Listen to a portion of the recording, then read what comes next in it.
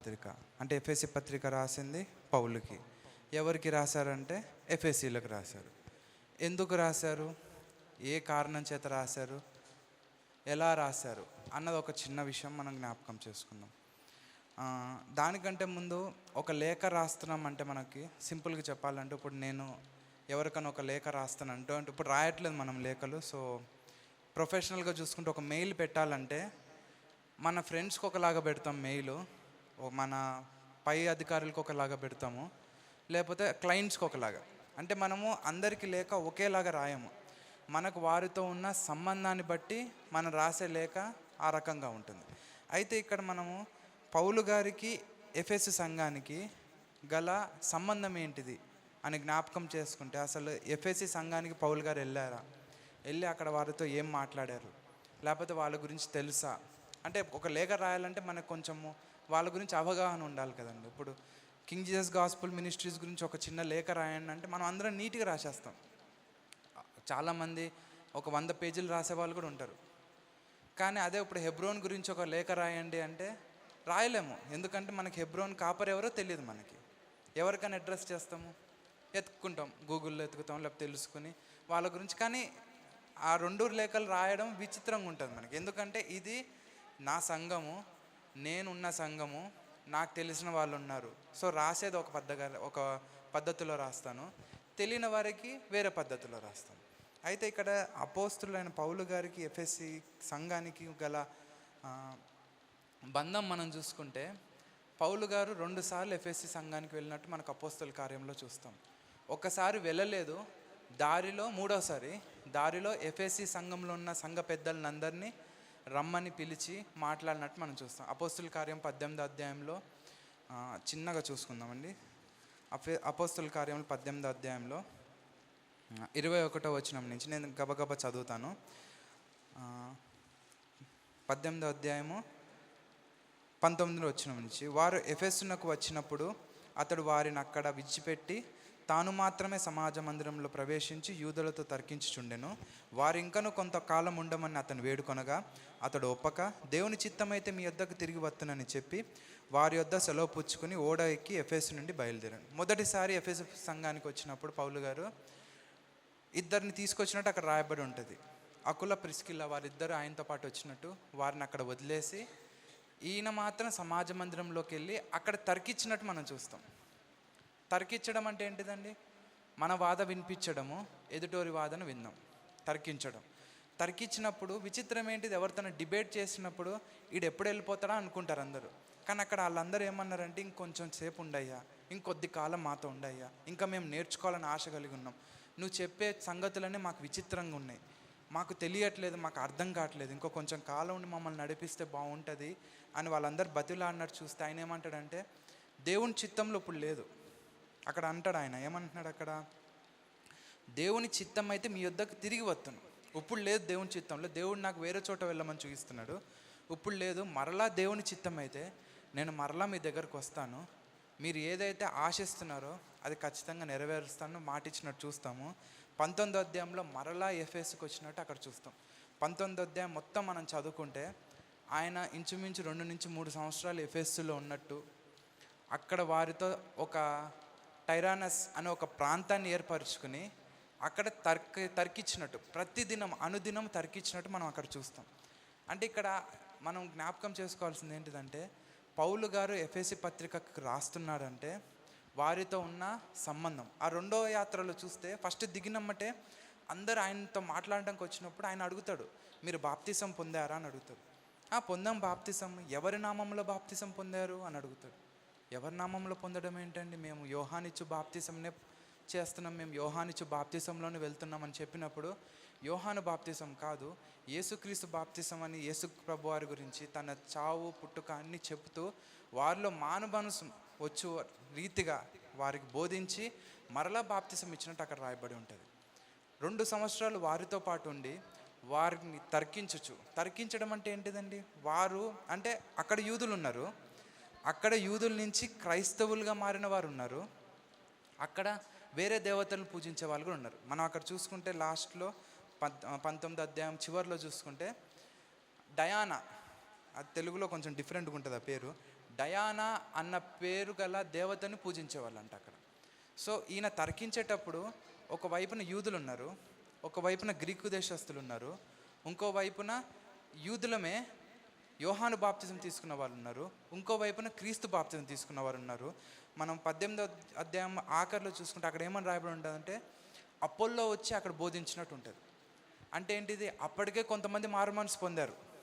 అంటే మారు మనసు పొందిన వారు ఉన్నారు, మారు మనసు పొందని వారు ఉన్నారు, మారు మనసు పొందాము అనుకున్న వారు ఉన్నారు, మేమే దేవుని సంతానము, అబ్రహాం పిల్లలము, మేము తప్ప ఇంకెవ్వరు దేవుడు ఎన్నుకోలేదు అన్న వాళ్ళు ఉన్నారు. అక్కడ గ్రీసు దేశస్తులు ఉన్నారు, ఇతర దేవతలు పూజించేవారు ఉన్నారు. అంటే మనం ఇక్కడ అర్థం చేసుకోవాల్సింది ఏంటంటే ఆయన సంఘంలోకి వచ్చి అన్యులకు లేకపోతే దేవుని తెలుసుకున్న వారికి మాత్రమే కాకుండా అనేక రకమైన వారిని అందరినీ మనం చూస్తాం అక్కడ తర్కించడంలో.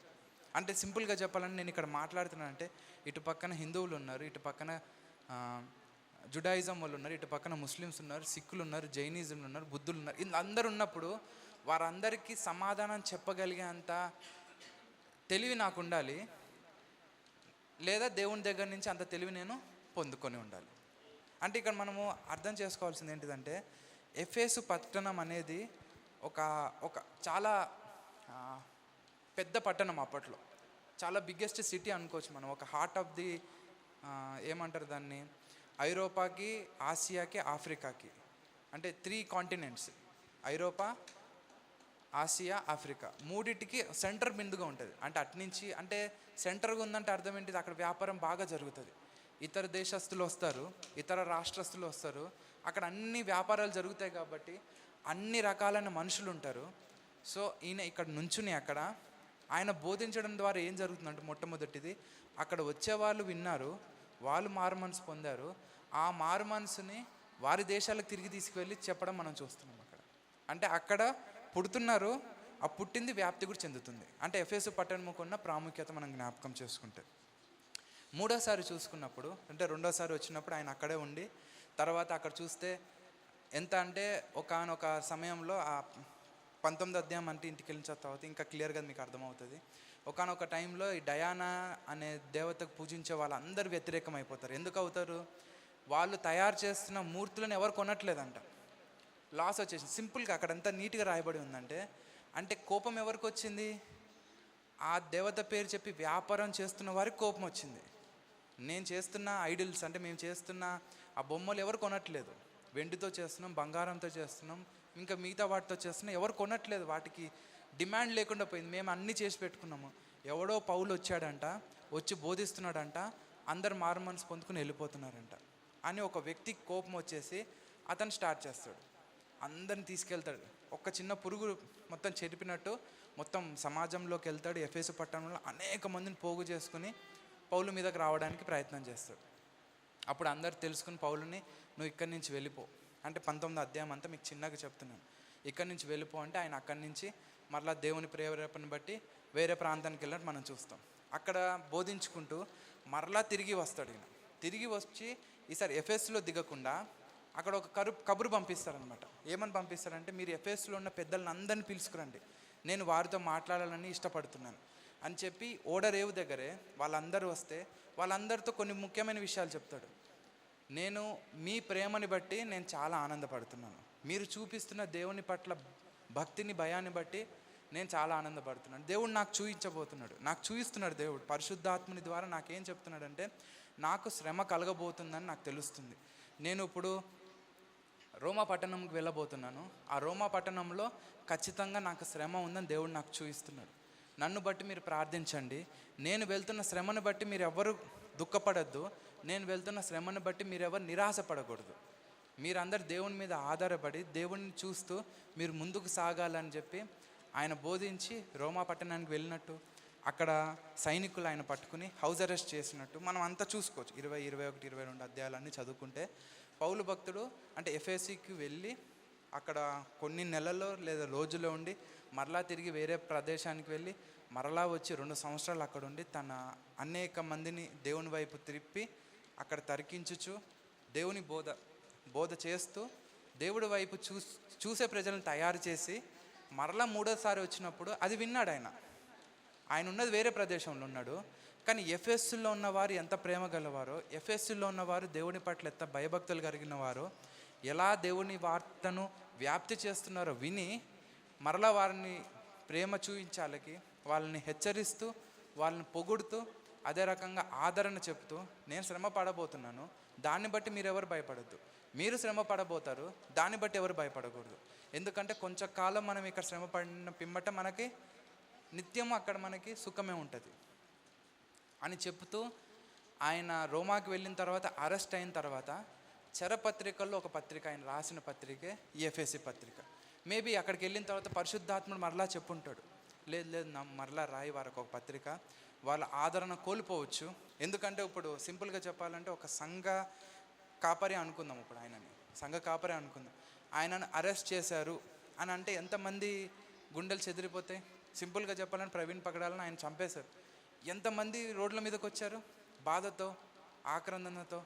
అక్కడ అదే పరిస్థితి. సో దేవుడు పరిశుద్ధాత్ముడు ఆత్మలో మాట్లాడుంటాడు ఆయనతో, నువ్వు ఒక లేఖను రాయి, వారికున్న అంటే పాజిటివ్స్ నెగిటివ్స్ నీకు తెలుసు, దాన్ని బట్టి వారికి ఆదరణ కలిగిస్తూ వారు దేవుణ్ణిలో ఎలాగ ఉండాలో చెబుతూ ఒక లేఖ రాయమని చెప్తే ఆయన రాసిన లేఖనే ఎఫెసీ రాసిన పత్రిక.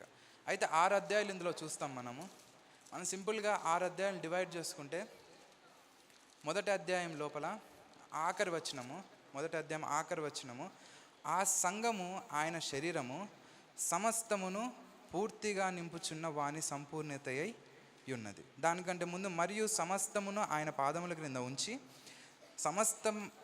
సమస్తము పైన ఆయనను సంఘమునకు శిరస్సుగా నియమించి. మొదటి అధ్యాయం మొత్తం ఏం చెప్తాడంటే ఆయన, మనం సింపుల్గా కట్టే కొట్టే తెచ్చేలో చెప్పుకుంటే, యేసుప్రభు వారు పైనున్న వాటిని కిందున్న వాటిని మొత్తం కలిపి ఒక నామం కింద తీసుకొని వచ్చినట్టు రాయబడి ఉంటుంది. అంటే ఏంటి పైనున్న వాటిని అంటే ఏంటిది, పరలోకంలో ఏదైతే ఒక ఛాయారూపం ఉందో అది ఇక్కడికి ఆయన తీసుకొచ్చేసాడు. మనం ఆదివారం చూసుకున్నాం, ఒక టాబర్నకల్ మన ప్రత్యక్ష గుడారం వేసినప్పుడు అది పరలోకంలో ఛాయారూపమే. అది మోషేకి అందుకే యెహోవా దేవుడు సీనాయి పర్వతంలో ఏమంటాడంటే, నేను నీకు చూపించిన రీతిగానే మీరు దాన్ని చేయవలను, నేను నీకు చూపించిన రీతిగానే దాన్ని చేయవలను. సింపుల్గా చెప్తాడు ఆయన. మందసమును ఇది ఒక 3 మూరలు ఉండాలి, ఎత్తు ఒక 2 మూరలు ఉండాలి, పొడవు ఒక 2 మూరలు ఉండాలి అని చెప్పేసి, నేను నీకు సీనాయి పర్వతం మీద చూపించినట్టే నువ్వు చేయాలి. అంటే సీనాయి పర్వతం మీద ఏం చూపించాడు ఆయన?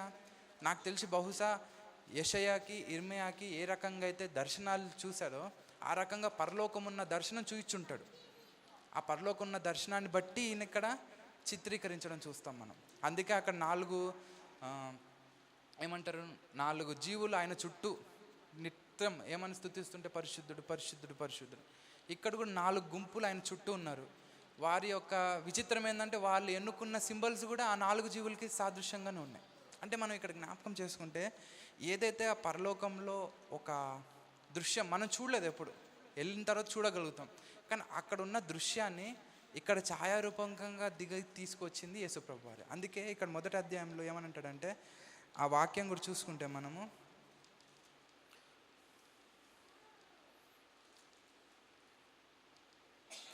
10వ వచనంలో, ఈ సంకల్పం బట్టి ఆయన పరలోకంలో ఉన్నవే కానీ భూమి మీద ఉన్నవే కానీ సమస్తమును క్రీస్తునందు ఏకముగా సమకూర్చవలెనని తనలో తాను నిర్ణయించుకున్నాడు. ఎప్పుడు నిర్ణయించుకున్నాడండి? ఇవన్నీ చూసుకుంటే జగత్తుకు పునాది వేయబడక మునిపే క్రీస్తులో మనని ఏర్పరచుకున్నాడు. తన ఫోర్ నాలెడ్జ్ అంటే తనకి జ్ఞానానికి పరిమితి లేదు. దేవునికి జ్ఞానానికి పరిమితి లేదు. మనం ఏమనుకుంటామో రేపు ఏం జరగబోతుందో మనకు తెలియదు. విచిత్రం ఏంటిదంటే, ఆయనకి సిలువ వేయబడుతున్నది ఒకేసారి కనిపిస్తుంది, మనం పుట్టింది ఒకేసారి కనిపిస్తుంది, మనం చనిపోయేది ఒకసారి కనిపిస్తుంది, యేసుప్రభువు తిరిగి వచ్చేది ఒకసారి కనిపిస్తుంది. అంటే ఆయన సమయ పరిమితిలో లేడు. ఆయన సమయానికి అవతల ఉన్నాడు. డిఫరెంట్ డైమెన్షన్ మన 3D డైమెన్షన్ లేదు. మనం ఏంది టైం ప్రకారం నడుస్తాం. XYZ యాక్సిస్ అంటాము. T యాక్సిస్ని ఇక్కడ తీసుకొని టైం యాక్సిస్ తీసుకుని మనం టైంలో నడుస్తాం. పైకి వెళ్తాం, కిందకి వెళ్తాం, ఇటు పక్కకి వెళ్తాం, అటు పక్కకి వెళ్తాం. ఆయనకి టైం యాక్సిసే లేదు, బయట ఉంటాడు ఆయన 5th డైమెన్షన్లో. అంటే మనం ఇక్కడ అర్థం చేసుకోవాల్సింది ఏంటిదంటే, చాలామంది దీన్ని తప్పుదోవ తీసుకెళ్ళడానికి ఏంటిదంటే ప్రీడెస్టినేషన్ అంటారు. దేవుడు ముందే నిర్ణయించుకున్నాడు, నువ్వు వెళ్ళాలని దేవుడు ముందే నిర్ణయించుకున్నాడు కాబట్టి నిన్ను తీసుకెళ్తున్నాడు. నన్ను నిర్ణయించుకోలేదు కాబట్టి నన్ను తీసుకెళ్ళట్లేదు. అంటే ఇక్కడ ఇచ్చిన వాక్యాలను బట్టి వారు అలానే మాట్లాడతారు. కానీ అక్కడ దేవుడు ఏమని మాట్లాడతాడంటే తనకున్న జ్ఞానమును బట్టి, ఆయన జ్ఞాన పరిధిలో ఏంటిదంటే పుట్టినప్పుడే ఆయనకు తెలుసు ఎవరు వెళ్తారు. ఆయన డిసైడ్ చేయట్లేదు, మనం తప్పుగా అర్థం చేసుకోవద్దు. ఆయన పుట్టినమ్మటి ఈయన వెళ్ళిపోవాలని అనట్లేదు, పుట్టినమ్మటి ఈడు వెళ్తాడని తెలుసు ఆయనకు, అంతే. ఎందుకంటే ఆయనకు తెలుసు, సమస్తము తెలుసు. మొదటి నుంచి నేనే ఆది, నేనే అంతమన్నా, నేనే మొదటి వాడను, నేనే కడపటి వాడను. మొదట ఏం జరుగుతుందో నాకు తెలుసు, కడపటి దినమున ఏం జరుగుతుందో నాకే తెలుసు. ఎందుకంటే మొదటి దినాన్ని సృష్టించింది నేనే, కడపటి దినాన్ని కూడా సృష్టించింది నేనే, సమస్తము నేను ఎరిగి ఉన్నాను. అంటే ఇక్కడ దేవుడు ఏం మాట్లాడుతున్నాడంటే క్రీస్తు ద్వారా పరలోకంలో ఉన్నవి ఇహలోకంలో ఉన్నవి ఏకము చేయడానికి యేసు ప్రభువారు ఇక్కడికి వచ్చాడు. అందుకే మనం ఎప్పుడైతే మహిమా శరీరంలో మారుతామో వారితో పాటు మనం ఏకమైపోతాం. పైన ఉన్న దూతలతో పాటు ఏకీభవించిపోతాం. మనం వారితో పాటు మనము దేవుని స్తుతిస్తూ ఒక డిఫరెంట్, అది మనకు తెలియదు ఎలా ఉంటుందో. దేవుడే అన్నాడు గదులు ఉంటాయి, రూమ్స్ ఉంటాయి, ఎలా ఉంటాయో మనకు తెలియదు. ఇవన్నీ ఛాయారూపంగా. అంటే మొదటి అధ్యాయం మొత్తం మనం చూస్తే తండ్రి అయిన దేవుడు ఏం చేశాడు, పరిశుద్ధాత్ముడైన దేవుడు ఏం చేశాడు, క్రీస్తు ఏం చేశాడు అనేది మనం మొదటి అధ్యాయం మొత్తం చూసుకుంటాం. పరిశుద్ధాత్ముడేమో మనకు ముద్ర వేశాడు, పరిశుద్ధాత్ముడు మనకు సంచకర్వకుగా ఉన్నాడు. తండ్రి అయిన దేవుడేమో తన చిత్తానుసారముగా తన యొక్క నాలెడ్జ్ని బట్టి, నాలెడ్జ్ని బట్టి, ముందు జరిగబోయే దాన్ని బట్టి ఎవరు వెళ్తారు ఎవరు వెళ్ళారో ఆయన నిర్ణయిస్తున్నాడు. పరిశుద్ధాత్ముడేమో ముద్ర వేస్తున్నాడు. యేసు ప్రభువారేమో తన ప్రాణాన్ని సైతం మన కోసం బలంగా పెట్టేసి సమస్తము అన్నిటికంటే నామముల కంటే ఆయన నామం హెచ్చుగా చేసుకొని ఏం చేశాడండి, సంగమునకు శిరస్సుగా నిలబడ్డాడు, మనల్ని అందరినీ అవయవాలుగా ఉంచుకోమన్నాడు. అంటే మొదటి అధ్యాయంలో సెట్టింగ్ ఏంటిదంటే ఆయన శిరస్సు. ఎలా శిరస్సు అయ్యాడంటే త్రియేక దేవుడు చేసినవన్నీ మనకు అక్కడ చూస్తాం. మనం తండ్రి ఏం చేశాడు, కుమారుడు ఏం చేశాడు, పరిశుద్ధాత్ముడు ఏం చేశాడు. అంటే తండ్రి మనం నిర్ణయించుకున్నాడు, కుమారుడు మన కొరకు ప్రాణం పెట్టాడు. అవి మనం ఒప్పుకున్నప్పుడు పరిశుద్ధాత్మ మన మీద ముద్ర వేస్తాడు, మనకు సంచకరువుగా మనతో పాటు ఉంటూ మనం నడిపిస్తాడు. ఎందులోకి నడిపిస్తాడు అన్నదే సెట్టింగ్. యేసు ప్రభువారి తల అయితే ఆ శరీరంలో ఉన్న అవయంలోనికి మనం నడిపిస్తాడు. అది మొదటి అధ్యాయం మాట్లాడుతుంది.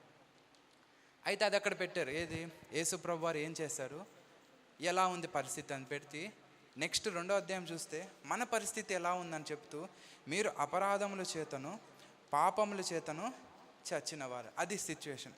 అంటే ఎంత బాగుంది కదా చూడ్డానికి. ఆయన స్టార్టింగ్ ఏం చేశాడు, ఎఫెసు పత్రికకు రాస్తూ తండ్రి అయిన దేవుడు పరిశుద్ధాత్ముడు యేసు ప్రభువారు ఏం చేశారు మన కోసము, ఏం చేసి మనల్ని ఎక్కడ ఉంచాలని నుంచున్నాడు. ఆయన శిరస్సుగా నుంచున్నాడు, మనల్ని అందరినీ అవయములుగా ఆయనతో ఉంచుకోవాలని చెప్పి నుంచున్నాడు. మనం ఎక్కడ ఉన్నాము ఇప్పుడు, మన స్థితి చూసుకోవాలి. ఆయన స్థితి చూపించాడు, ఆయన ఎక్కడ నుంచున్నాడు చూపించాడు. ఇప్పుడు మన స్థితి చూపిస్తున్నాడు. మీరు అపరాధముల చేతను పాపముల చేతను చచ్చిన వారై ఉండి ఉన్నాం. మనం అంతే చచ్చిన వారమై ఉన్నప్పుడు ఆయన క్రీస్తుతో మనల్ని లేపాడు. ఇక్కడ అవన్నీ చూసుకుంటే మనకు పనికిరాని వారము, ఎందుకు దగ్గరికి కూడా రాని వారము. ఇంకా ముందు వచనాలు చూసుకుంటే 15, 16, 17 వచనంలో చూస్తే ఏమంటారు, దూరస్తులుగా ఉన్నామంట. మనం ఎంత దూరంగా ఉన్నామంటే ఇక్కడ కూడా అదే ప్రత్యక్ష గుడారాన్ని తీసుకొస్తాడు. ఇక్కడ కూడా ఎంత దూరంగా ఉన్నామంటే మనము అతి పరిశుద్ధ స్థలం, పరిశుద్ధ స్థలము గవిని కాకుండా వాటి చుట్టూ లేవీలు కాకుండా వారి చుట్టూ యూదులు, దాని చుట్టూ గోడ ఉంటుంది. ఆ గోడకి యువతలు ఉన్నామంట మనం. అందుకే అక్కడ ఏమని రాయబడి అంటే క్రీస్తు అని శరీరం ద్వారా ఆ గోడను కూడా పలగొట్టాడంట దేవుడు. తెర ఒక్కటే కాదు. అంటే మనము లేవీల్లో లేము, యూదుల్లో లేము, లేదా లేవీల్లో లేము, ఇస్రాయేల్లో లేము. ఇస్రాయేల్లో తర్వాత ఒక గోడ కట్టేశారు, అన్యులు ఎవ్వరు రాకుండా. ప్రత్యక్ష గుడారంలోకి వెళ్ళడం దేవుడు ఎరుగు. మీరు అర్థం చేసుకోండి, ప్రత్యక్ష గుడారం నుంచి ఇప్పుడు 180,000 మంది ఉన్నారు యూదులు. ఎటువైపు, ఈస్ట్ వైపు ముగ్గురు, ఎవరు, జబులోను, ఇస్సాకారు, యూదా. వీళ్ళు ముగ్గురు గోత్రాలు కలిపితే 180,000 మంది ఉన్నారు. అంటే 180,000 మంది అంటే ఎంత దూరం ఉంటుంది ప్రత్యక్ష గుడారం నుంచి టెంట్లు వేసుకుంటే వాళ్ళు? కనీసం ఒక 50,000 టెంట్లు వేసుకోవాలి కదా. 180,000 మందికి 50,000 టెంట్లు. 50,000 టెంట్లు వేసుకుంటే ఎంత కిలోమీటర్ల దూరంలో ఉంటాం మనం ప్రత్యక్ష గుడారం నుంచి? కనీసం 5-6 కిలోమీటర్ల దూరంలో ఉంటాం. అక్కడ గోడ కట్టేసింది. అంటే మనము నుంచున్న చోట గోడ అడ్డుగా ఉంది, కష్టపడి గోడ ఎక్కి చూసినా మనకు ప్రత్యక్ష గుడారం కనిపించదు. అంత దూరస్తులుగా ఉన్నాం మనం. అంటే అక్కడ పౌలు గారు చెప్పేది, మనం అంత దూరస్తులుగా ఉన్నాము, దేవుడు క్రీస్తు ఆ శిలువ మీదకి ఎక్కి ఆ గోడను పలగొట్టాడు. మనం గోడ కష్టపడి ఎక్కి తొంగి చూడాల్సిన అవసరం లేదు. ఆ గోడను పలగొట్టాడు, మనల్ని ముందుకు లాక్కొచ్చాడు, తెరను చించేశాడు, పరిశుద్ధాలయంలో అతి పరిశుద్ధ స్థలంలో తీసుకొచ్చి కూర్చోబెట్టాడు అని చెబుతూ 9వ అధ్యాయం 9వ వచనంలో 7వ వచనంలో ఏమంటారు, 8వ వచనంలో ఏమంటారంటే, ఇదంతా ఎందుకు జరిగింది? మీ విశ్వాసము ద్వారా కృపచేతనే రక్షింపబడి ఉన్నారు, ఇది మీ వలన కలిగినది కాదు. ఇది అద్భుతమైనది. ఆయన చెప్పేది ఏంటిదంటే, దేవుడు శరీరంగా నుంచున్నాడు, మనల్ని అవయములుగా చేర్చుకోవాలనుకుంటున్నాడు. మనం అపరాధముల చేత పాపం చేత చచ్చిపోయి కింద పడిపోయి దూరంగా ఉన్నాం. ఎంత దూరంగా ఉన్నామంటే కనీసం ఆయన యొక్క గుడారాన్ని చూడడానికి కూడా మన కళ్ళు కనిపించట్లేదు, అంత దూరంలో ఉన్నాం మనము. అలాంటి దేవుడు గోడ పలగొట్టాడు, తెరను చించేశాడు, నేను తీసుకొచ్చి ఆయన ముఖాముఖిగా చూచులాగా నీ ఎదురుగా కూర్చోబెట్టుకున్నాడు. ఇదంతా దేనివల్ల జరిగింది? కేవలమైన ఆయన ఉచితమైన కృపచేతనే. ఎందుకు చెప్తున్నాడంటే, ఇక్కడికి వచ్చి కూర్చుని నేను అంత చేశాను, దేవునికి ఇంత ప్రార్థన చేశాను, లేదా అంతమందికి అంత హెల్ప్ చేశాను అని ఎవరు చెప్పుకోవడానికి ఆస్కారం లేదు. అందుకే కింద ఏమంటే డంబంగా మాట్లాడడానికి ఎవరికి అర్హత లేదు. ఎందుకంటే ఆయన విశ్వాసం ద్వారా కృపచేతనే మాత్రమే రక్షించాడు మనల్ని. ఆయన ఉచితమైన కృప ద్వారానే మనం విశ్వాసం చూపించడం ద్వారా, విశ్వాసం ఎలా చూపించాము? తండ్రి అయిన దేవుడు నన్ను ఏర్పరచుకున్నాడు, మొదటి అధ్యాయంలో చెప్పినట్టు తండ్రి అయిన దేవుడు తన కుమారుని పంపించాడు, తన కుమారుడు నా కొరకు ఆ కల్వరిగిరిలో చనిపోయాడు అని నమ్మినప్పుడు పరిశుద్ధాత్మను మన మీద ముద్ర వేసి మనకి విశ్వాసం ఉంది అని ఒక ట్యాగ్ ఇస్తాడు. అప్పుడు దేవుడు కృపను మన మీద వదులుతాడు. ఆ కృపను బట్టి ఎక్కడో దూరంగా ఉన్న వారం మనం గోడ పలగొట్టుకుని ఇశ్రాయేలును సైతం దాటేసి, లేవీలను సైతం దాటేసి, ప్రధాన యాజకులను సైతం దాటేసి, పరిశుద్ధ స్థలమును సైతం దాటేసి అతి పరిశుద్ధ స్థలంలో దేవునికి ముఖాముఖిగా, ఇంకా విచిత్రంగా చెప్పాలంటే ఆయన కుడిపార్శ్వమున కూర్చుండడు పెట్టుటకై ఆయన కుమారునిగా మనకి ఇచ్చిన అధికారాన్ని ఇక్కడ పౌలు గారు జ్ఞాపకం చేస్తున్నాడు. ఇది సెట్టింగ్. ఫస్ట్ మనం మొదటి అధ్యాయం 2వ అధ్యాయం మనం చూసుకుంటే, దీన్ని బట్టి 3వ అధ్యాయంలోకి వెళ్ళినప్పుడు ఇక్కడ మన టాపిక్ స్టార్ట్ అవుతుంది. ఇప్పుడు ఈయన ఏమంటున్నాడంటే 3వ అధ్యాయంలో, ఈ హేతువు చేత అన్యజనులైన, దానికంటే ముందు 22వ వచనంలో ఏమంటాడంటే ఆయన మీలో కూడా ఆత్మ మూలముగా దేవునికి నివాస స్థలమై ఉండుటకు కట్టబడుచున్నారు. మొదటి అధ్యాయంలోనేమో ఆయన ఏమంటున్నాడంటే, దేవుడు క్రీస్తు శిరస్సుకున్నాడు, మీరు అందరిని అవయవములుగా ఏర్చుకోవడానికి, మీరు అపరాధం చేత చనిపోయిన వారిని దేవుడు తన కృపను బట్టి, మీరు చూపించిన విశ్వాసం బట్టి ఆయన దగ్గర లాక్కుని ఆయన అవయంలో చేర్చుకోవడానికి పరిశుద్ధాత్ముడు ఏం చేస్తున్నాడంటే, మనము ఆత్మ మూలంగా దేవునికి ఒక నివాస స్థలంగా ఉండడానికి పరిశుద్ధాత్మ మనల్ని ఆయత్తపరుస్తున్నాడు, అంటే మనం తయారు చేస్తున్నాడు. అంటే మొదట మనము క్రీస్తు శరీరంలో ఒక అవయవంగా ఉండాలంటే మొదట మనము పరిశుద్ధాత్మునికి మనం ఆలయంగా ఉండాలని ఒక ఫస్ట్ ఏమంటారంటే, ఫస్ట్ ఉన్న పాయింట్ నెసెసిటీ. అంటే ఇప్పుడు మనము ఎండి చేయాలి, ఇంటర్మీడియట్కి వెళ్ళాలంటే 10th పాస్ అవ్వాలి.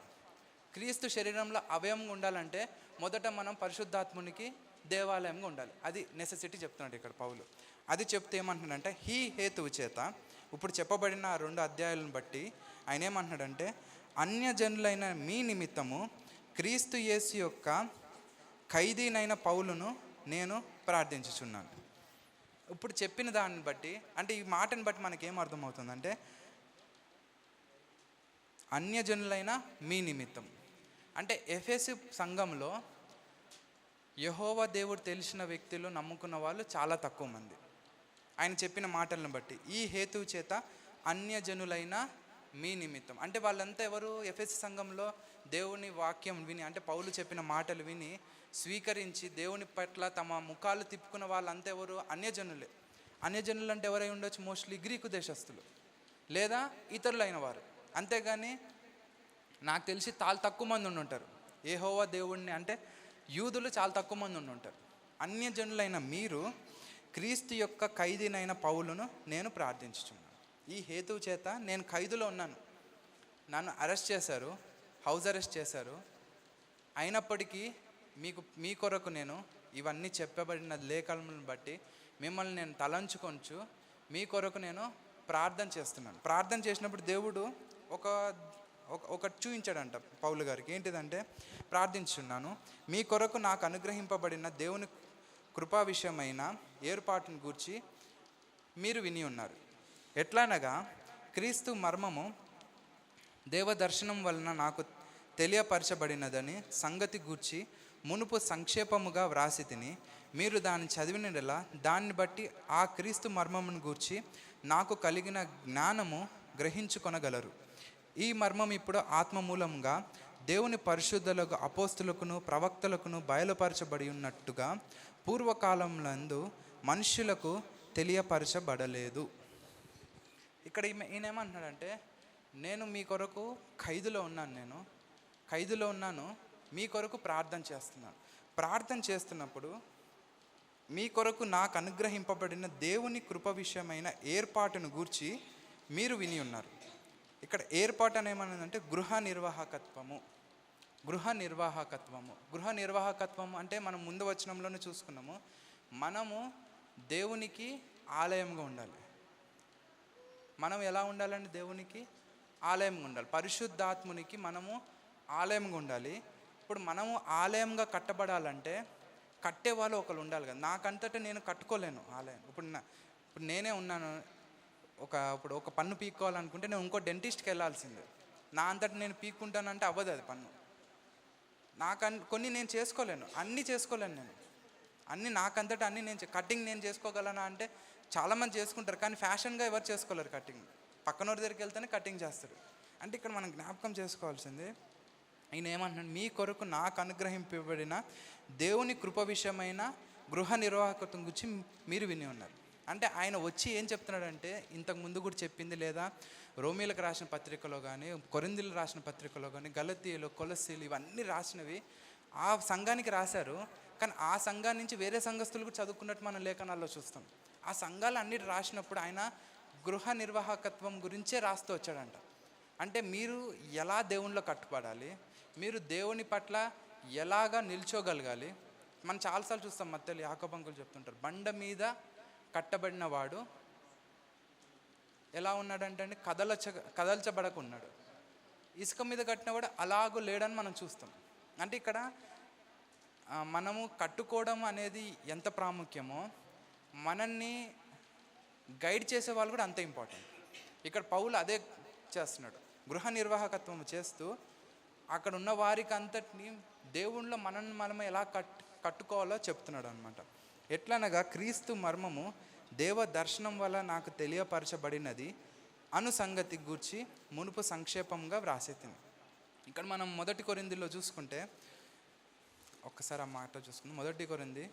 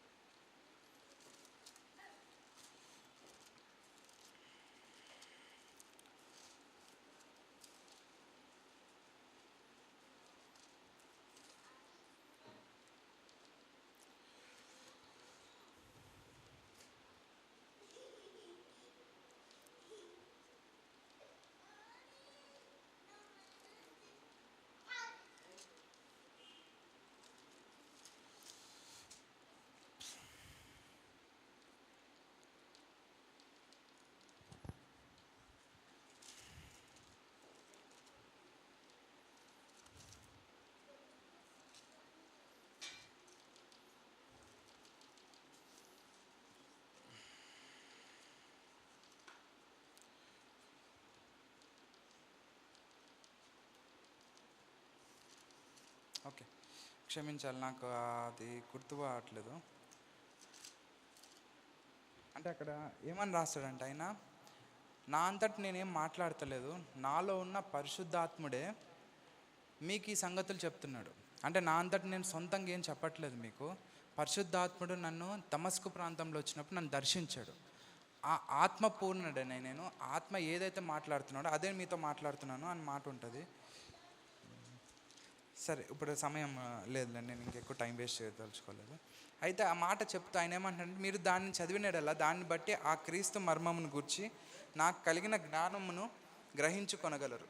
ఈ మర్మం ఇప్పుడు ఆత్మ మూలంగా దేవుని పరిశుద్ధులకు అపోస్తులకును ప్రవక్తలకును బయలుపరచబడినట్లుగా పూర్వకాలమందు మనుషులకు తెలియపరచబడలేదు. ఏంటిదంటే ఆ మర్మము, ఈ మర్మం ఏమనగా అంటే ఈయన ద్వారా తెలియపరచబడింది. అంటే అందరికీ ఈయన ఓపెన్గా చెప్తున్నాడు. ఈయన అంటే మనం పౌలు ఒక్కరే కాదు, పేతురుతో కూడా మనం మాట్లాడినట్టు చూస్తాం. కొర్నేలికి వెళ్ళక ముందు దేవుడు పైనుంచి ఒక బ్లాంకెట్ని దింపేసి అక్కడ అన్ని జీవరాశులు ఉంటాయి. పేతురుని అంటాడు, చంపుకుని తినేసాయి అంటే, అయ్యా అవి తినకూడదు కదా, అవి నేను తింటే మైలైపోతాను కదా అంటే, ఆయన ఏమంటాడంటే అవి అపవిత్రమని నువ్వు ఎందుకు అనుకుంటున్నావు, దేవుడు పరిశుద్ధపరిచిన వాటిని నువ్వు అపవిత్రం అనద్దు అని ఆ దర్శనాన్ని 3 సార్లు చూస్తాడు. తర్వాత కొర్నేలి ఇంటికి తీసుకెళ్ళబడతారు. కొర్నేలి ఇంటికి వెళ్ళి అక్కడ పరిశుద్ధాత్ముడు అన్యజనుల మీదకి రావడం పేతురు చూస్తాడు. అలాంటిదే ఇక్కడ పౌలు కూడా ఏమంటున్నాడంటే, ఇంతకుముందు రాయబడిన ప్రవక్తలకి ఎవరికి తెలియదు ప్రవక్తలకి, మనకు ఇప్పుడు తెలియబడుతుంది. ఏంటిదంటే ఆ మర్మము, అన్యజనులు సువార్త వలన క్రీస్తు యేసునందు యూదులతో పాటు సమాన వారసులను, ఒక శరీరం అందలి సాటి అవయములను వాగ్దానంలో పాలువారునై ఉన్నారని అనున్నది.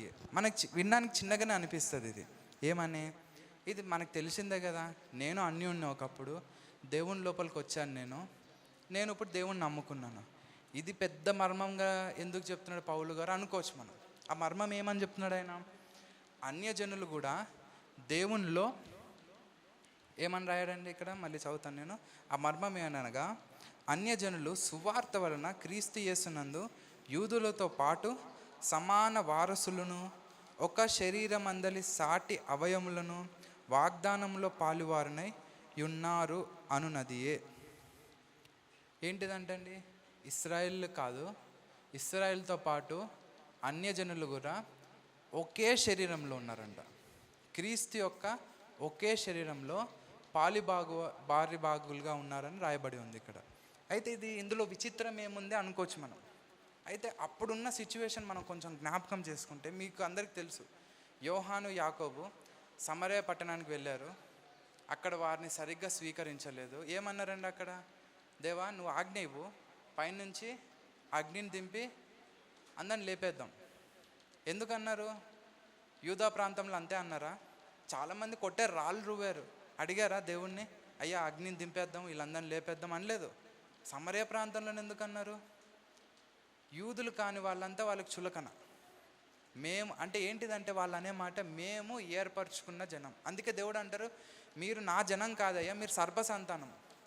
చాలాసార్లు మనం మత్తయిలో చూస్తాం, సర్పసంతానమా, రాబో ఉగ్రత నుంచి మిమ్మల్ని ఎవరు కాపాడుతారు? మీరు నా జనాంగం కాదని మీరు అనుకుంటున్నారు. మీరు నా జనాంగం కాదు, మీరు సర్పసంతానం మీరు. అంటే మనం ఇక్కడ అప్పుడున్న సెట్టింగ్ ఏంటిదంటే, అప్పుడున్న పరిస్థితి ఏంటిదంటే, సమరయులు అంటే ఎవరండి? అన్యులేం కాదు వాళ్ళు.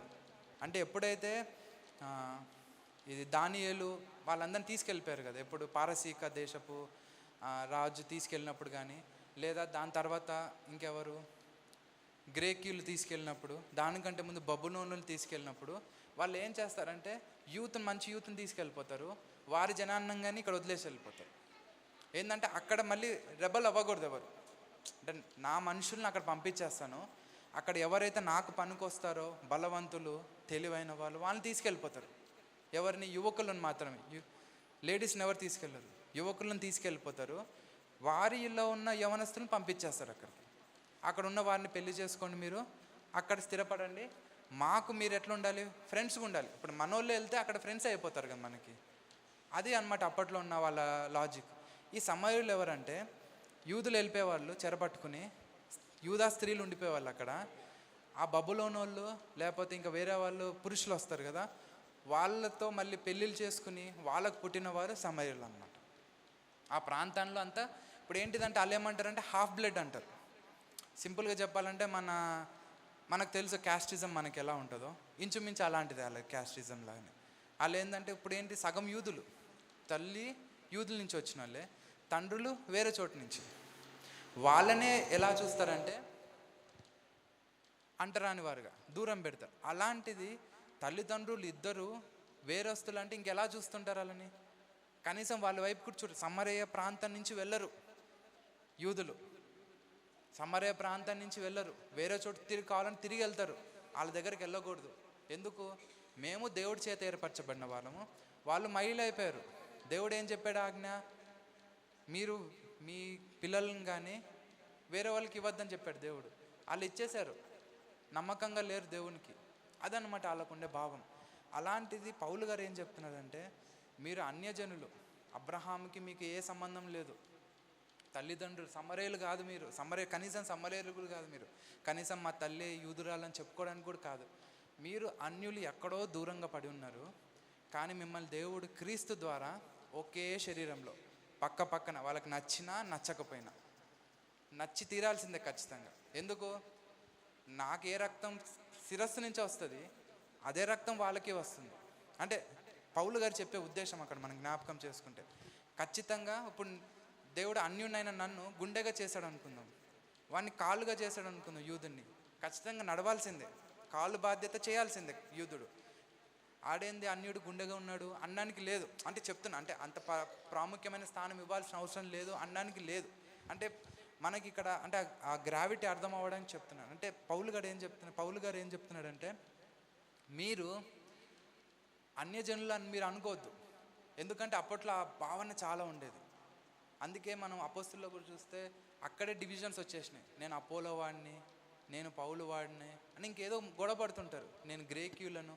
ఎందుకు ఆ గొడవ ఎందుకు వచ్చిందంటే, క్రీస్తులోకి మారిన తర్వాత కూడా వారిలో ఏ భావజాలం ఉండేదంటే, అబ్రహాము సంతానం నేను. అర్థమవుతుంది? అదొక టిప్ అన్నమాట. సింపుల్గా చెప్పాలంటే అనకూడదు. ఇక్కడ క్రిస్టియన్లోకి వచ్చినా కూడా కొంతమంది చెప్పుకుంటారు, నేను అక్కడి నుంచి వచ్చాను, నేను ఇక్కడి నుంచి వచ్చాను, లేకపోతే నేను అలాగా. అది అవసరం లేదు మనకి. క్రీస్తులోకి వచ్చిన తర్వాత 4వ అధ్యాయం అంతా అదే చెప్తాడు, నువ్వు పాతవి తీసేయాలి, కొత్తవి వేసుకోవాలి. పాత వస్త్రం తీసేయాలి, 4వ అధ్యాయం అంతా అదే, కొత్త వస్త్రం ధరించాలి. కొత్త వస్త్రం ఏంటిది? క్రీస్తు రక్షకుడిగా అంగీకరించి పరిశుద్ధాత్మను నీ మీద వేసి ముద్ర వేసి సంచకరువుగా నీకు ఇచ్చిన వస్త్రంనే ధరించుకోవాలి నువ్వు. పాత వస్త్రం నేను అప్పట్లో ఆ వస్త్రం వేసుకున్నామని అని చెప్పుకోవాల్సిన అవసరం లేదు. పౌలు గారు అదే చెప్తున్నాడు.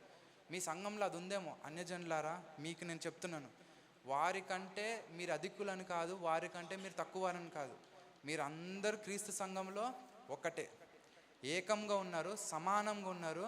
క్రీస్తు రక్తం ద్వారా ఆయన శిరస్సు కింద మీరందరూ క్రీస్తు శరీరంలో అవయములుగానే ఉన్నారు. అది ఇక్కడ ఆయన చెప్తున్నారు. అందుకే మనం రోమా పత్రికలో కూడా చూసుకుంటే, ఇంకా రోమీలకు రాస్తూ ఆయన భలే రాస్తాడు రోమా పత్రికలో.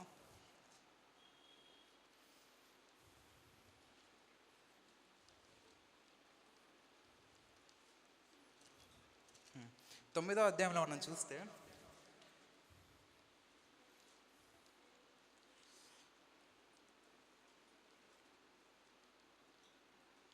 9వ అధ్యాయం 7వ వచనం, అంటే అక్కడక్కడ వచనాలు తీసుకుంటున్నాను నేను. 9వ అధ్యాయం 7వ వచనంలో మనం చూస్తే, అబ్రహాము సంతానమైనంత మాత్రము చేత అందరూ పిల్లలు కారు కానీ ఇస్సాకు వలనైనది నీ సంతానము అనబడును. ఇది ఒక మాట మనం చూస్తే. అదే రకంగా 11వ అధ్యాయంలో మనం చూసుకుంటే, 17వ అధ్యాయంలో 16వ వచనం, 11, 16 ఒకటే పేజే, 11వ అధ్యాయం 16వ వచనం చదువుతాను, అందరు తీసినట్టయితే. ముద్దలో మొదటి పిడికెడు పరిశుద్ధమైతే ముద్దంతయు పరిశుద్ధమే, వేరు పరిశుద్ధమైతే కొమ్మలను పరిశుద్ధమే. అయితే కొమ్మలలో కొన్ని విరిచివేయబడి అడవి ఒలీవ కొమ్మవై ఉన్న నీవు వాటి మధ్యన అంటకట్టబడి ఒలీవ చెట్టు యొక్క సారవంతమైన వేరులో వాటితో కలిసి పాలు పొందినెడలా. ఇక్కడ ఏం చెప్తున్నాడండి ఆయన?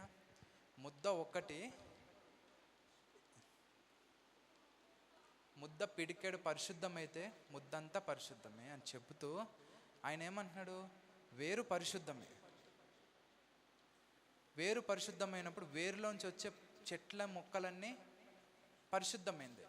సారమంతా వేరులోంచి వచ్చే సారమంతా మొక్కల్లో కొమ్మల్లోకి, అంతేకాదు వేరులో నుంచి లెఫ్ట్ సైడ్ మంచి న్యూట్రియంట్స్ పంపించి లెఫ్ట్ సైడ్ వేరే అట్లా పంపించదు కదా, వేరే అన్నిటికీ సమానంగానే పంపిస్తుంది. ఇక్కడ విచిత్రం ఏం చెప్తున్నాడు అంటే దేవుడు ఇక్కడ, అయితే కొమ్మలలో కొన్ని విరిచివేయబడి అడవి ఒలీవ కొమ్మవై ఉన్న నీవు వాటి మధ్యన అంటకట్టబడి ఉన్నావు. అంటే అక్కడ చెప్పేది ఇంకో రకంగా, ఇక్కడ యూదులను విశ్వసించట్లేదు దేవుణ్ణి, విరిచేసి పక్కన పడేశాడంట. విరవబడ్డ కొమ్మలు ఎక్కడ ఉంటాయండి? దేవుడే చెప్పాడు, ఎక్కడ? అగ్నిలో కాల్చివేయబడతాయి. అంటే దేవుడు ఏం చెప్తున్నాడు ఇక్కడ? యూదులు నేను ఎన్నుకున్నాను, అబ్రహాము నేను ఎన్నుకున్నాను. వినట్లేదు, విరిచేశాను. వాటి ప్లేస్లో ఎవరిని తీసుకొచ్చారంట? అడవి ఒలివ కొమ్మలు. ఎవరండి అడవి ఒలివ కొమ్మలు? మనమే. మనకు ఒకళ్ళు నాటు వేయలేదు, ఎవరో గింజ ఊసారు, అడవిలో పెరిగిపోయాం మనం అన్యజనుల్లాగా. అంటే ఏంటిది? మనకు కాపరి లేడు. అది సింపుల్గా చెప్పాలంటే, ఒక ఒలివ చెట్టుకు ఒక కాపరి ఉంటాడు, మన చెట్టుకు కాపరి లేడు, అడవిలో పిచ్చిగా పెరిగిపోతున్నాం. మనల్ని చూసి దేవుడు కరుణించి ఆ కొమ్మని తీసుకొచ్చి ఎక్కడ అంటుకట్టాడంట? ఈ పరిశుద్ధమైన వేరులోకి అంటుకట్టాడంట. మనల్ని ఏం చేయమంటున్నాడు అంటుకట్టినందుకు? ఆ కొమ్మల పైన నీవు అతిశయ పడవద్దు. ఇద్దరికి అన్నమాట ఇక్కడ చెప్పేది. అక్కడ ఎఫెసీ సంఘానికి రాస్తూ, నేను అబ్రహాము కుమారుని అని చెప్పుకుంటున్నావు, నువ్వు చెప్పుకోవడానికి అర్హత లేదు. క్రీస్తు కుమారుని అని చెప్పుకోవాలి. మొదటి అధ్యాయం అదే చెప్తాడు. క్రీస్తుని బట్టి జగత్తు పునాది వేయబడక మునిపే నిన్ను ఎన్నుకుని ఆయన కుమారునిగా చేసుకున్నట్టు అక్కడ రాయబడి ఉంటుంది మొదటి అధ్యాయంలో. అంటే పౌలు గారు ఏం చెప్తున్నారంటే, నేను అబ్రహాము కుమారుని అని చెప్పుకుంటున్నావా? యూదుల యొక్క అహంకారం చూపిస్తున్నావా? చూయించకు. ఎందుకంటే నువ్వు గ్రీకు దేశస్థుడు, ఇద్దరు ఒకటే.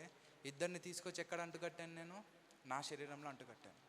అలాగే గ్రీసు దేశస్థులకు ఏం చెప్తున్నారు? వాళ్ళని తల్లిదండ్రేస్తాడు దేవుడు. నేను ఇప్పుడు వాళ్ళ ప్లేస్లో ఉన్నానని మనం కాలర్ ఎగరేసుకోవాల్సిన అవసరం లేదంట. ఎందుకు? కింద చెప్తున్నాడు, నీవు అతిశయించితివా? వేరు నిన్ను భరించున్నదే కానీ నీవు వేరుని భరించుటలేదు. అందుకు నేను అంటకట్టబడిన నిమిత్తము కొమ్మలు విరిచి వేయబడినవి నీవు చెప్పుదువు. మంచిది, వారు అవిశ్వాసం బట్టి విరిచివేయబడితిరి, నీవైతే విశ్వాసం బట్టి నిల్చున్నావు. గర్వింపక భయపడుము. దేవుడు స్వాభావికమైన కొమ్మలను విడిచిపెట్టని ఎడల నిన్నును విడిచిపెట్టాడు. అది దేవుడు ఏమంటున్నాడు? అబ్రహాముని నేను ఎన్నుకున్నాను, అబ్రహామును బట్టి వారి సంతానాన్ని నేను ఎన్నుకున్నాను, వారు నా మాట వినలేదు, విరిచేశాను. అబ్రహాముని చూస్తూ కూడా నేను విరిచేశాను. ఎందుకు? ఎన్ని అవకాశాలు ఇచ్చినా వాళ్ళు మాటినట్లేదు. వారి ప్లేస్లో మిమ్మల్ని తీసుకొచ్చి పెట్టాను. మీరు గర్విస్తున్నారా? గర్వించడానికి ఆస్కారం ఉందని అనుకుంటున్నారా? అనుకోవద్దు. ఎందుకు? స్వాభావికమైన మొక్కలని నేను విరిచినప్పుడు నేను విరవడానికి నాకు పెద్ద విషయం కాదు. అంటే దేవుడు చెప్పేది. పౌలు గారు మనకు మాట్లాడేది ఏంటిదంటే, లేదా ఎఫెసీ సంఘానికి, ఇప్పుడు మనకు కూడా ఎఫెసీ సంఘానికి రాశారంటే, ఇప్పుడు మనం కూడా ఎఫెసీ సంఘం వారిలో ఏవైతే ఆ బోధలు ఉన్నాయో, లేకపోతే వారిలో ఉన్న ఆలోచనలు మనకు కూడా ఉన్నాయి. ఎందుకంటే మనకున్న దేవుడు, ఆయనకున్న దేవుడు ఒకలే. తేడా. ఆయన మారినప్పుడు ఆయన పట్ల ఉన్న ఆలోచనలు మారవు కదా. సో పౌలు గారు ఏం మాట్లాడుతున్నారంటే, అక్కడ యూదులకును గ్రీసు దేశస్తులు ఇద్దరికి ఏం చెప్తున్నారంటే, మీరు ఇద్దరు దేవుని శరీరంలో అవయములుగా దేవుడు ఏకము చేసి ఉన్నాడు. కాబట్టి నేను హెచ్చు నువ్వు తగ్గు అనడానికి ఆస్కారం లేదు. ఏ అవయము దేని బట్టి నిర్మింపబడిందో, దేని కొరకు నిర్మింపబడిందో ఆ అవయము ఆ పని చేసుకుని వెళ్తుంటాం. మనం ఆ అవయం అదే పని చేయాలా, ఆ అవయం ఈ పని చేయకూడదు అంటే దరిద్రంగా ఉంటుంది వినడానికి. ఏ చేయాల్సిన పని అదే చేయాలి. చేయాల్సిన పని చేయాలి, నోరు చేయాల్సిన పని నోరు చేయాలి. నేను మాట్లాడతానంటే మాట్లాడగలదా? మాట్లాడలేదు. అంటే ఇక్కడ దేవుడు మనతో మాట్లాడేది ఏంటిదంటే, ఎఫెసీ రాసిన పత్రిక ద్వారా 3వ అధ్యాయం 6వ వచనంలో, అన్యజనుల సువార్త వలన క్రీస్తు యేసునందు యూదులతో పాటు సమాన వారసులుగా ఒక శరీరమందలి సాటి అవయములను వాగ్దానంలో పాలువారులై ఉన్నామని అనునది. దేవుడు కార్యగు తన శక్తిని బట్టి నాకు అనుగ్రహించిన కృపావరం చొప్పున నేను ఆ సువార్తకు పరిచారకుడనైతిని. దేవుడు మన ప్రభు అయిన క్రీస్తు యేసునందు చేసిన నిత్య సంకల్పము చొప్పున పరలోకంలో ప్రధానులకును అధికారులకును సంఘము ద్వారా తన యొక్క నానా విధములైన జ్ఞానము ఇప్పుడు తెలియబడవలనని ఉద్దేశించి శోధింప సఖ్యము కాని క్రీస్తు ఐశ్వర్యమును అన్యజనులలో ప్రకటించుటకును సమస్తమును సృష్టించిన దేవుని యందు పూర్వకాలం నుండి మరుగై ఉన్న ఆ మర్మమును గూర్చి ఏర్పాటు ఎట్టిదో అందరికీ తేటపరుచుటకును పరిశుద్ధులందరిలో అత్యల్పుడునైన నాకు ఈ కృప అనుగ్రహించింది. అంటే నీట్గా ఏం రాసుకుంటూ వస్తున్నాడంటే, ఆయన ఫస్ట్ నుంచి ఈ మర్మము బయట ఉంది, కానీ ఎవరు చూడలేకపోతున్నారు ఆ మర్మాన్ని. దేవుడు పరిశుద్ధాత్ముడు నా కన్నులు తెరిచాడు. నేను అత్యల్పుడిని, గనులైన వారు ఉన్నారు, పెద్దలైన ఉన్నవారు, వాళ్ళెవరు ఈ మర్మాన్ని చూడలేకపోయారు. వారికి చూపించడానికి దేవుడు నా కన్నులు తెరిచాడు. అత్యల్పుడైన వాడిని, ఆయన కృపను బట్టి నన్ను చూశాడు. అంటే ఎందుకు ఆయన ముందే ఉందే ఎందుకు అని నేను ఆలోచన చేసినప్పుడు దేవుడు ఒక చిన్న ఆ, విషయాన్ని జ్ఞాపకం చేశాడు నాకు. ఏంటిదంటే మనము ఆ పట్టణానికి, ఏది మన కనాను పట్టణానికి ఐగుప్తు నుంచి వెళ్ళినప్పుడు ఇద్దరు వ్యక్తులు వెళ్ళారు. ఇద్దరు వ్యక్తులు తెలుసు కదండి, ఎవరండి ఇద్దరు వ్యక్తులు మాత్రం వెళ్ళింది అంటే 6 లక్షల కాల్బన్ ఎవరైతే స్టార్ట్ అయ్యారో ఎక్కడి నుంచి, ఐగుప్తు నుంచి, ఇద్దరు వ్యక్తులు మాత్రం వెళ్ళగలిగారు ఆ జనరేషన్లో. ఎవరు ఆ ఇద్దరు అంటే యెహోషువ, కాలేబు, అందరికి తెలిసింది అది. విచిత్రం ఏంటంటే కాలేబు ఏ గోత్రపు వారు? అక్కడ యూదా గోత్రం అని రాయబడి ఉంటుంది. ఎక్కడ మనం సంఖ్యాకాండంలో చూసుకుంటే, సంఖ్యాకాండం 13వ అధ్యాయంలో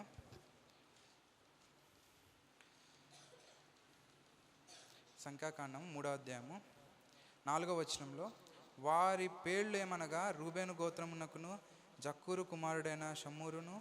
6వ వచనంలో యూదా గోత్రమునకును యెఫెన్నె కుమారుడైన కాలేబు.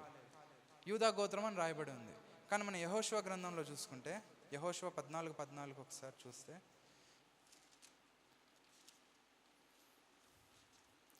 యెహోషువ గ్రంథం 14:14 వచ్చినము, 14వ అధ్యాయం నేను చదువుతానండి. 14వ అధ్యాయము 14వ వచనము. కాబట్టి హెబ్రోను యెఫెన్నె అను కెనెజీయుని కుమారుడైన కాలేబునకు నేటి వరకు స్వాస్థ్యముగా ఉన్నది. ఎవరంటే ఈయన? హెబ్రోను యెఫెన్నె అను కెనెజీయుని కుమారుడు అయిన కాలేబునకు నేటి వరకు స్వాస్థ్యం. కెనెజీలు అంటే ఎవరండి? మనం చూసుకుంటే ఆదికాండం 35వ అధ్యాయం 36వ అధ్యాయంలో చూసుకుంటే అక్కడ మన ఇస్సాకు వంశావళి రాయబడి ఉంటుంది. ఇస్సాకు తర్వాత యాకోబు, ఏశావు. ఈ కెనేజ్ అనే వ్యక్తి ఏశావు యొక్క కుమారుడు. అంటే ఈయన ఎవరు? కాలేబు ఎవరు? ఏశావు వంశావళిలో ఉన్న వ్యక్తి దేవుణ్ణి అంగీకరించి యూదులతో సాంగత్యం కలిసి, యూదులతో పాటు కలిసి నడిచేసి యూదా గోత్రం ఓన్ చేసుకుని, యూదా గోత్రంలోనే ఆ 12 మంది వేగుల వారిలో ప్రథముడిగా వెళ్ళినట్టు మనం చూస్తాం ఇక్కడ. అంత మాత్రమే కాకుండా ఆ కానాను దేశాన్ని స్వాతంత్రించుకున్న ఇద్దరు వ్యక్తులు, ఒకరు ఇశ్రాయేల్ అయితే ఇంకోరు ఇశ్రాయేల్ కాదు, అన్యజనుడు. చెప్పాలంటే దేవుడు ఎన్నుకున్న వారు కాదు. అందుకే చదివించాను. ఏంటిది అది? ఇస్సాకు వంశావళి. తర్వాత ఇస్సాకులో దేవుడు యాకోబుని ఎన్నుకున్నాడు. యాకోబు నుంచి 12 మంది గోత్రాలను ఎన్నుకున్నాడు. ఏశావుని దేవుడు ఎక్కడ ఎన్నుకోలేదు. కానీ దేవుడు తన దగ్గరికి వస్తే త్రోసివేయడు. అది చెప్తున్నాడు దేవుడు ఇక్కడ. పౌలు గారు మాట్లాడేది కూడా ఇదే. కెనెజీయుడు అంటే ఇశ్రాయేల్ వాడు కాదు, కానీ యూదా గోత్రానికి మనం కూడా అంతే. ఇశ్రాయేలం కాదు మనము, కానీ నాది ఏ గోత్రం అని అడిగితే యూదా గోత్రం అంటే. ఎందుకు? యేసుప్రభుది యూదా గోత్రమే. ఆయన కుమారుడైనప్పుడు నేను ఏ గోత్రం అవుతాను? నేను యూదా గోత్రం. అంటే పరిశుద్ధాత్ముడు అలా రాసి పెట్టాడు. అంటే దేవుడు మనతో మాట్లాడేది ఏంటిదంటే, ఈరోజు మనం ఎక్కడి నుంచి వచ్చామో మన పుట్టు పూర్వత్వాలకు జ్ఞాపకం చేస్తున్నాడు పౌలు ద్వారా. ఇశ్రాయేలం కాదు అంటే 12వ అధ్యాయంలో మనం చూసుకుంటే అక్కడ రాయబడి ఉంటుంది, అబ్రహాము దేవుణ్ణి అనుకున్నాడు. అబ్రహాముని ఏమంటాడంటే, ఈ భూమి మీద ఉన్న అన్ని కుటుంబాలు కానీ లేకపోతే వంశాలు అన్నీ నీ ద్వారా ఆశీర్వదింపబడతాయని చెప్పాడు ఆయన. అంటే మనమందరం అబ్రహాంలో దేవుడు చేర్చుకున్నాడు మనల్ని. ఎవరి ద్వారా చేర్చుకున్నాడు అంటే యేసుక్రీస్తు ద్వారా. యూదా గోత్రం నుంచి వచ్చిన ఆ సింహం ద్వారానే మనల్ని దేవుడు ఏర్పరచుకున్నాడు. ఇశ్రాయేల్లో జాయిన్ అవ్వడానికి దేవుడు మనల్ని ఆ విధంగా మనం ఉంచాడు అనమాట. అదేవిధంగా మనం ముందు చూసుకుంటే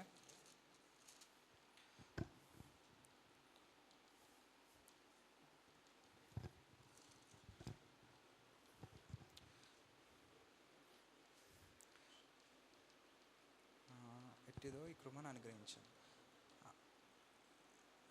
12వ వచనం, ఆయన యందలి విశ్వాసము చేత ధైర్యము నిర్భయమైన ప్రవేశము ఆయనను బట్టి మనకు కలిగి ఉన్నవి. కాబట్టి మీ నిమిత్తమై నాకు వచ్చిన శ్రమలను చూచి మీరు అధైర్యపడవద్దని వేడుకొంచున్నాను. ఇవి మీకు మహిమకరములై ఉన్నవి.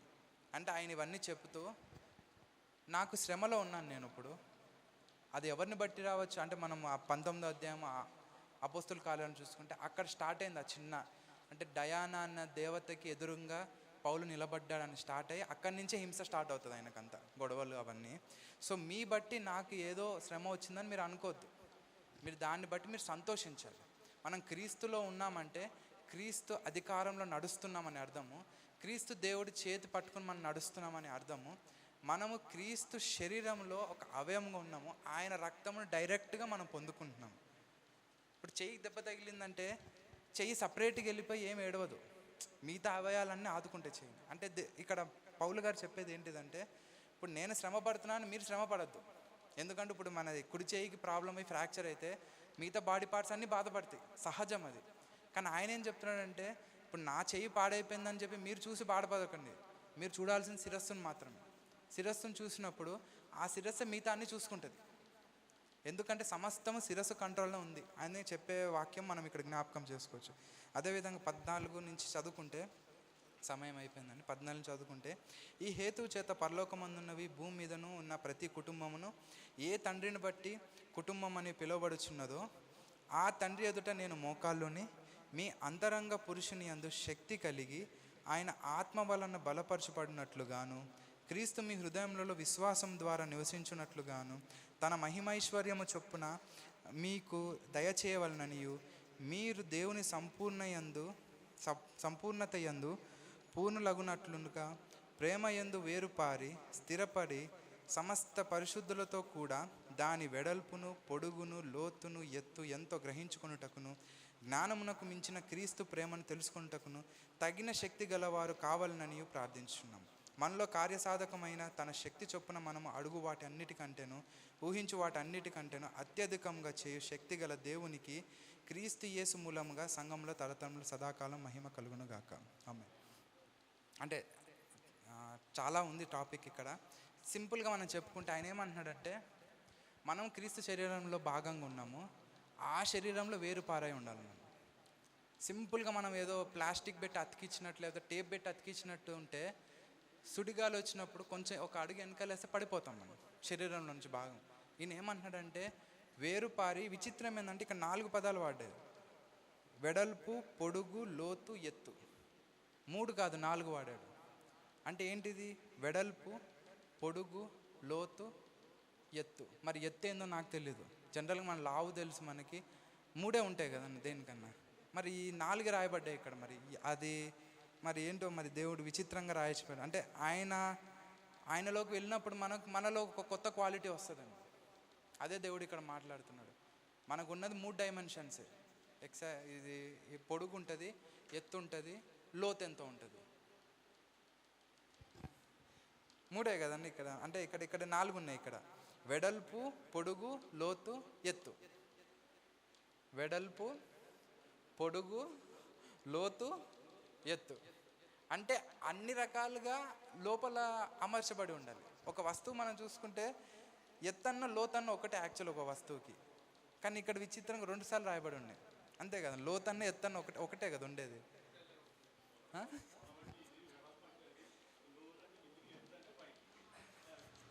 కానీ ఒక వస్తువుకి ఎత్తు లోతు ఒకటే కదన్న. ఇప్పుడు మనం చూసుకుంటే థిక్నెస్. సరే ఓకే ఓకే ఓకే ఓకే సరే ఓకే. అంటే డిబేట్ చేయట్లేదు నేను ఇక్కడ. Right right right, that's fine. అంటే ఇక్కడ దేవుడు ఏం మాట్లాడుతున్నాడంటే, మనం ఎంత లోతు పారు ఉండాలి. అంటే అన్ని రకాలుగా, అంటే అవయము ఫిట్ అయి ఉండాలి అన్నిట్లో. అన్ని నరాలు అటాచ్ అయి ఉండాలి దానికి. ఒక్క నరం అటాచ్ అవ్వకపోయినా ఏదో ఒక ప్రాబ్లం వచ్చేస్తుంది. క్యాన్సర్ సెల్ అనుకోవాలి మనం. అంటే ఇక్కడ అంటే ఇంకా డీటెయిల్గా మనము వెళ్ళడానికి సమయం లేదు కాబట్టి ఒక ఉదాహరణ చెప్పి నేను ముగించాలనుకుంటున్నాను. పౌలు గారు ఏం చెప్తున్నారంటే, ఇక్కడ మనం విశ్వాసము ఆయన లోపలే ఉంచాలి, అప్పుడు ఆయన కృప మనం పొందుకుంటాం. ఆయన చెప్పేది అది. అయితే నేను ఆలోచన చేస్తున్నప్పుడు ఒక చోట వాక్యం విన్నప్పుడు ఆ వాక్యం నాకు సడన్గా ఈ టైంలో తట్టిందండి. అందులో ఏంటంటే సింపుల్ ఎగ్జాంపుల్ ఏంటంటే, యెహోషువ అమాలేకులతో యుద్ధం చేస్తుంటాడు. చాలాసార్లు మనం విన్నాం అది. యెహోషువ అమాలేకులతో యుద్ధం చేస్తుంటాడు. ఇది ఎడ్వర్డ్ అన్న చెప్పారు, నేను అదే మీతో షేర్ చేసుకుంటున్నాను. యెహోషువ కింద కొండ మీదనేమో మోషే ఉన్నాడు, హూరు, అహరోను ముగ్గురు ఉన్నారు. కింద యెహోషువ యుద్ధం చేస్తున్నాడు. ఇప్పుడు యెహోషువ యుద్ధం చేస్తున్నందుకు గెలిచారా, పైన మోషే ప్రార్థన చేస్తున్నందుకు గెలిచారా అన్న ప్రశ్న. అక్కడ యెహోషువ చూపించింది విశ్వాసము, అక్కడ మోషే పొందుకుంది కృప. ఆ 2 కలిసినప్పుడే యుద్ధాన్ని గెలిచారు. అక్కడ కృప వస్తుందిలే అని చెప్పి ఇక్కడ విశ్వాసం చూపించకుండా పడుకుంటే గెలవరు. పోనీ ఇక్కడ నేను యుద్ధం చేస్తున్నా కదా, ప్రేయర్ అవసరం లేదు నాకు అని చెప్పి మోసే చేతులు ఎత్తకుండా ఉంటే కృప పొందుకోరు, గెలవరు. అంటే ఇక్కడ మనం నేర్చుకోవాల్సింది ఏంటిదంటే, దేవుని కృప ఎలా పొందుకుంటున్నామో మన విశ్వాసం కూడా అలా చూపించగలిగితేనే, రెండు కలిసినప్పుడు మాత్రం మనకు విజయం జరుగుతుంది. అదే ఆ 5-6 వచనాలు చెప్తూ మన అవయవము క్రీస్తు శరీరంలో ఎంత కరెక్ట్గా ఫిట్ అయింది అని చెప్తూ పౌలు గారు మనల్ని హెచ్చరిస్తూ ఆయన ఏమంటాడంటే, గ్రేకీలు కానీ యూదులు కానీ లేకపోతే ఇంకెవరన్నా అవ్వనియండి, నీ కులం ఏమవ్వచ్చు, నీ మతం ఏమవ్వచ్చు, లేకపోతే నువ్వు ఏదన్నా అవ్వచ్చు, క్రీస్తులోకి చేరిన తర్వాత ఆయన శరీరంలో నువ్వు ఒక అవయవం మాత్రం. మీరందరూ క్రీస్తు, నువ్వెవరు అంటే నేను క్రీస్తు శరీరంలో ఒక అవయవం, నువ్వెవరంటే నేను క్రీస్తు కుమారుణ్ణి, నువ్వెవరు అంటే నేను క్రీస్తు కుడిపార్శ్వంలో కూర్చుండే ఒక వ్యక్తిని. అందరిది అదే అర్హత. అందుకే ఏమంటే మీరు కృపచేత విశ్వాసం ద్వారా రక్షింపబడ్డారు. రేపు నేను పరలోకానికి వెళ్ళినప్పుడు నేను ఏదో కాళ్ళ దగ్గర వేసుకుని నేను అవి చేశాను ఇవి చేశాను చెప్పుకోవడానికి నాకు అర్హత లేదు. నాకే కాదు, బిల్లీ గ్రహం గారికి లేదు అర్హత, అబ్రహాం గారికి లేదు అర్హత. మేబీ అబ్రహాంకి ఉండొచ్చు, ఎందుకంటే అప్పుడు క్రీస్తు లేరు కాబట్టి, పాత నిబంధన ఉన్న వారికి వేరే, ఎందుకంటే వారు చూపించిన విశ్వాసంను బట్టి. కానీ ఇంకెవరికి లేదు అర్హత చెప్పుకోవడానికి. ఎందుకు? కేవలం ఆయన కృప, మనం చూపించే విశ్వాసం ఎవరి ద్వారా అంటే పరిశుద్ధాత్మ ద్వారా. ఆయన ముద్ర వేసినప్పుడు మాత్రమే అది మనకు ఒక వాల్యూ ఉంటుంది. ఇప్పుడు సర్టిఫికేట్ చాలామందికి వస్తాయి, కానీ దాని మీద స్టాంపు సైన్ ఉంటేనే కదా దానికి వాల్యూ ఉండేది. ఆ స్టాంపు సైన్ వేసేది పరిశుద్ధాత్ముడే. ఎప్పుడు వేస్తాడు? మనం ముందు వచ్చిన వాళ్ళు చూసుకోవచ్చు, లేదా 2వ అధ్యాయంలో ఉంటుంది అనుకుంటా. మీరు ఆత్మను దుఃఖపరచకూడదు అని ఉంటుంది, 2వ అధ్యాయంలో ఉంటుంది నాకు తెలుసు. ఆత్మను దుఃఖపరచకూడదు, దుఃఖపరచినప్పుడు మాత్రమే నా స్టాంప్ వేయగలడు. దుఃఖపరచడం అంటే ఏంటిదండి? ఆయన చెప్పే మాట మనం వినకపోవడం అంతే. అంటే ఇంకా డిస్కషన్ లోపలికి వెళ్ళిపోతుంది. దేవుడి చిన్న వాక్యం దీవించును గాక. ఆమేన్.